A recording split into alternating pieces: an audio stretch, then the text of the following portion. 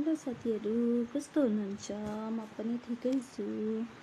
आज चाहिँ मलाई फुल रोप्नु मन पर्यो नि त। अन्त फुल रोप्दै गर्दाखेरि चाहिँ याद आयो कि भिडियो बनाउँदा पनि हुन्छ भनेर अन्त चाहिँ भिडियो पनि बनाइहालेँ।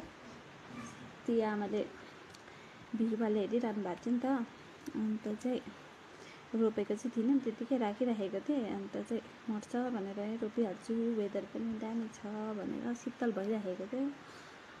अन्त चाहिँ रोपिहाल्छु भनेर अन्त फेरि म चाहिँ बिजन त 1-2वटा थियो बिरुवा त, तर पनि अब थुप्रो पटहरू बनाइराखेको छु भने चाहिँ पर घर गएर फुलहरूको बिजनहरू ल्याउनु थियो, ल्याएर रोप्न सजिलो हुन्छ भनेर थुप्रो बनाइराखेको एकैचोटि।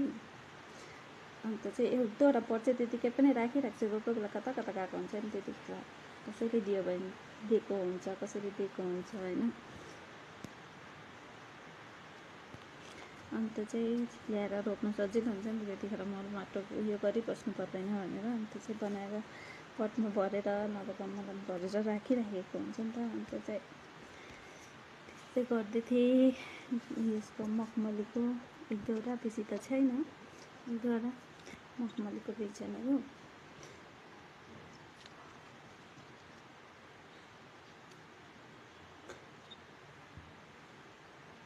तपाईँहरूलाई चाहिँ कस्तो लाग्छ भन्नुहोस् है साथीहरू। मैले चाहिँ एउटा पट बेसी थिएन नि त कि, अन्त चाहिँ एउटा पटमा एउटा बिरुवा रोपिराखेको छु, बेसी थिएन। अन्त चाहिँ अरू चाहिँ छोडिदिइरहेको छु, यतिकै राखिदिन्छु। भोलिपर्सि गदावरी पनि सार्नु छ, अनि अरू पनि छ। अरूको फुलको नामहरू त बेसी जान्दिनँ, मलाई यही पनि सोच्दा भनेको। तपाईँहरूले चाहिँ रोपिसक्नु भयो होला, अब त टाइम पनि भयो नि है फुल रोप्नेहरू। दसैँ दिवालीको फुल, त्यो मखमली पनि दिवालीको लागि, तर बेसी छैन, तर पनि 2-3वटा माला त हुन्छ होला है। सर्यो भने मैले रोपेको फुल साह्रो ढिलो सर्छ, तर यसै कम्ती छ। यताति 1-2वटामा मात्रै रोपेँ। यता चाहिँ खाली छ, पटहरू भरेर मात्रै राखिरहेको छु।